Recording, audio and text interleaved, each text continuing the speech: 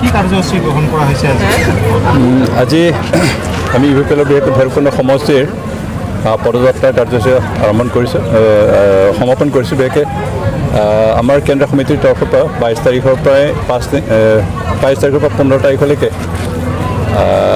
এটা পদযাত্ৰা প্ৰতিটো সমষ্টিত কৰিব লাগিব বুলি এটা নিৰ্দেশ দিয়া হৈছিল আৰু সেই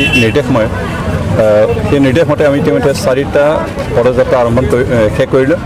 আজি পঞ্চমবাৰৰ কাৰণে Udalguri primary committee town block কমিটিৰ অন্তৰ্গত যিখিনি এৰিয়া আছে সেইখিনি আমি পদযাত্ৰা কৰিছোঁ। আমাৰ লগতে খৰিখা সমষ্টিৰ এটা পাৰ্ট আৰু ধনশিৰি সমষ্টিৰ এটা অংশ আমি আজি পদযাত্ৰাত কভাৰ কৰিছোঁ। আৰু বিশেষকৈ পদযাত্ৰাৰ উদ্দেশ্য হ'ল এটা পৰিৱৰ্তন যাত্ৰা যে বিগত 17 বছৰে BPF চৰকাৰে ভ্ৰষ্টাচাৰী শাসন, দুৰ্নীতিৰ শাসন তেনেকুৱা এটা অপশাসন চলাইছিল।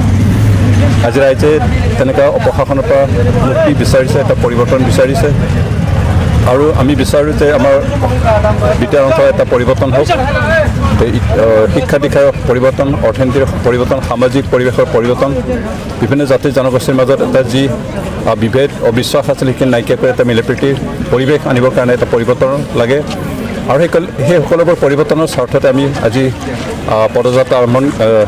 পদযাত্ৰা কাৰ্যসূচী লৈছোঁ আৰু এই পৰিৱৰ্তনৰ পদযাত্ৰাৰ জৰিয়তে আমি জনসাধাৰণক ৰাইজক সজাগ কৰিব বিচাৰিছোঁ যে আমাক পৰিৱৰ্তন লাগে আৰু এই পৰিৱৰ্তন ৰাইজেহে আনিব। আমি ৰাজনৈতিক দলৰ নেতাসকলে পৰিৱৰ্তন বিচাৰিলেও ই কেতিয়াও সম্ভৱপৰ নহয় যদি ৰাইজে ইয়াৰ প্ৰতি সঁহাৰি নজনায় আৰু সেইকাৰণে আমি ৰাইজক সজাগ কৰিছোঁ এই পৰিৱৰ্তন যাত্ৰাৰ জৰিয়তে যে আমাক কিমান সমষ্টিত জয়লাভ কৰিব ইউপিএলৰ কি আশা কৰিছে।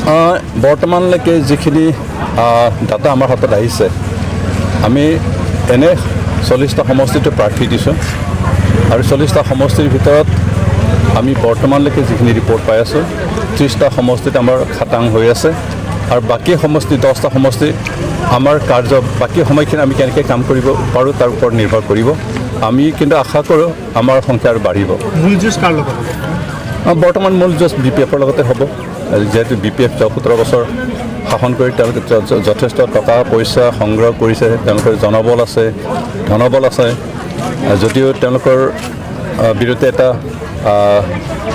সাহস বিৰোধী ঢৌ এটা উঠিছে তেওঁলোকৰ বিৰুদ্ধে আৰু এই ঢৌৰ কোবৰ হয়তো তেওঁলোক উফৰি যাব যদিও তেওঁলোকৰ ধনবল আছে আৰু ধনবলৰ সহায়তে তেওঁলোকে যোৱা 3টা ইলেকশ্যন জিকিছিল আৰু এইবাৰ তেওঁলোকে সেই ধনবলৰ ওপৰতে নিৰ্ভৰ কৰিছে।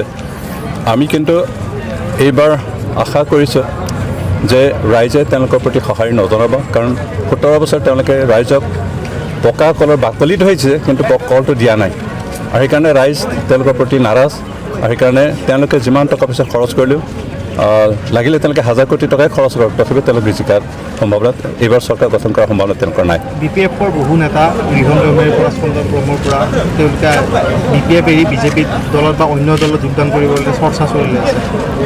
এই ক্ষেত্ৰত আপুনি কি আচলতে এনেকুৱা ভাঙোনমুখী এটা পৰিৱেশৰ সৃষ্টি হৈছে BPF? BPFৰ যিসকল নেতা আছে তেওঁলোক সদায় সুবিধাবাদ, তেওঁলোকে সুবিধাবাদ বিচাৰি যিহেতু দেখিছে যে BPFত থাকিলে তেওঁলোকৰ তলি উদং হ'ব আৰু তেওঁলোকে সেই অৱস্থাত হোৱাটো বিচৰা নাই আৰু বহুতৰ বিৰুদ্ধে দুৰ্নীতিৰ কিবা আছে অভিযোগ আছে আৰু সেই অভিযোগসমূহ ইনকুৱাৰী কৰিলে হয়তো বাস্তৱ ৰূপায়িত হ'ব পাৰে, ৰূপায়িত হ'লে তেওঁলোকে হয়তো জেলত ভাত খাব লগা হ'ব পাৰে। সেইকাৰণে তাৰ পৰা হাত সৰাৰ উদ্দেশ্য লৈ কিছুমান নেতাই BJPলৈ ঠেং মেলিছে আৰু তেওঁলোকে নিজকে বচোৱাৰ এটা চেষ্টা চলাইছে আৰু সেইটো এটা সুবিধাবাদী ৰাজনীতি। আমি সেইটো হোৱাটো নিবিচাৰোঁ, কিন্তু আমি সদায় দুৰ্নীতিৰ বিৰুদ্ধে মাত মাতিছোঁ আৰু দুৰ্নীতিৰ বিৰুদ্ধে মাত মাতিয়ে যাম আৰু বিটিআৰ অঞ্চলত আমি দুৰ্নীতিমুক্ত এটা সমাজ গঠন কৰিম আৰু তাৰ স্বাৰ্থতে আজি এটা পদযাত্ৰা আৰম্ভ কৰিছোঁ। এক প্ৰশ্ন, বিজেপি ইয়াত দেখা পোৱা গৈছে আজি ৰঞ্জিত দাস আহিব, বিজেপি সভাপতি 6 তাৰিখ 9 তাৰিখে হিমন্ত বিশ্ব শৰ্মা আহিব। এক প্ৰকাৰ তেওঁলোকে যুদ্ধ আৰম্ভ কৰিছে BTC দখলৰ বাবে আৰু তেওঁলোকে উচ্চাৰণ কৰিছে BTC দখল কৰিব। কি ক'ব, দখল কৰিব পাৰিবনে? আমাৰ হাতলৈ এতিয়ালৈকে যিখিনি তথ্য আহিছে তাৰ ওপৰত ভিত্তি কৰি আমি যদি কওঁ বিজেপি অন্তত বৰ্তমান যিটো নিৰ্বাচন বিটিআৰত 5টাতকৈ অধিক চিট নাপাব আৰু সেইকাৰণে তেওঁলোকৰ দখল কৰা সপোন অবাস্তৱ হ'ব। Thank U